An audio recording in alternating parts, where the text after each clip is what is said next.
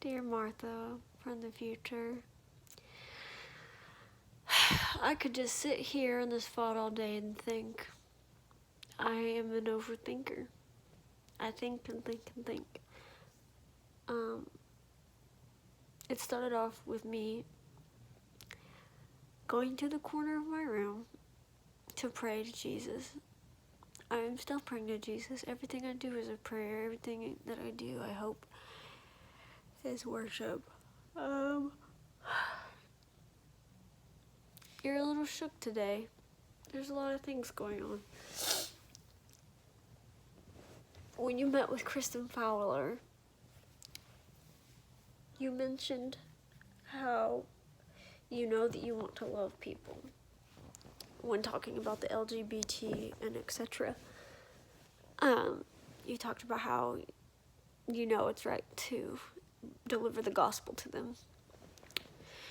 You also mentioned how you could see the argument of how a gay couple, man, woman, everything in between, can raise a child better than a straight couple can. And there are a lot of arguments like that that you need to develop, that you need to learn.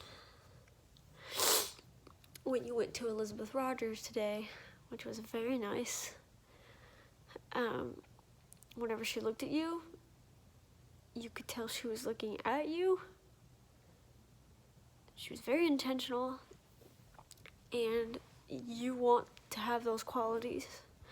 You want to be able to look into somebody's eyes and deliver the gospel. When you were talking to Elizabeth, you straight up told her that on the issue of LGBT blah, you grew up somewhere where that is wrong. You grew up somewhere where the image of God is man and woman. That's the ideal. That is what it is. And that if you were to have a conversation with Will about changing, also just changing the image of who you are. If you had a conversation between gay people, LGBT blah, or trans, or anything in that area, you said I would not be able to look them in the eye and tell them that what they are doing is right. You would not be able to tell them that, because you know in your heart that if that is sin, you want to hold them accountable, you want to deliver the gospel. And Elizabeth Rogers gave you a suggestion called Messy Grace. And then right after that, you talked to Angela Denton, the director here at Christian Campus Fellowship.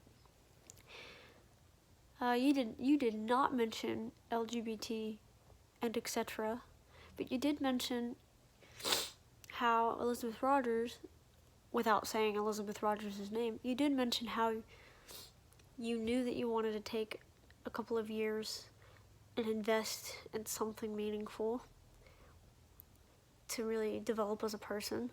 You mentioned how you're confused about sitting on the fence. Your mom is Catholic.